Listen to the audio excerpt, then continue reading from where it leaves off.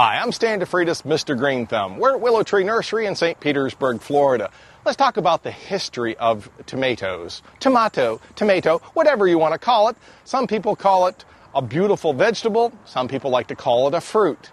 Doesn't really matter, but we can tell you the history of the tomato, that it was in the Americas where it was first found, probably about 500 AD by the Aztecs.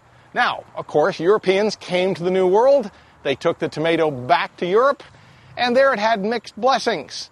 In some places where they were using pewter silverware and flatware, they had too much lead in their flatware.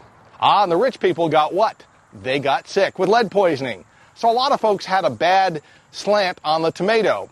Now, for the poorer folks, there's always an advantage to being poor. They used wood.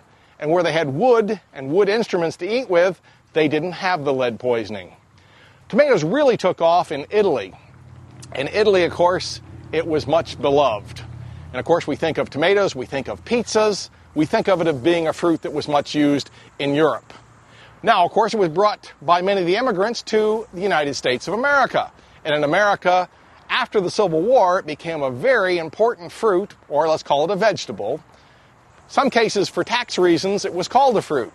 And some other reasons, it was called a vegetable, also for the same tax reasons. Today, we call it a vegetable. But depending if you're a scientist or not, we can call it either. But we can call it delicious. There's a number of different varieties, and we actually have millions of pounds of tomatoes that are grown in America. It's the #1 produced vegetable in America. And why? Because it's a beautiful plant that produces a great fruit for salads and many other dishes. Stan DeFreitas, Mr. Green Thumb, AskMrGreenThumb.com.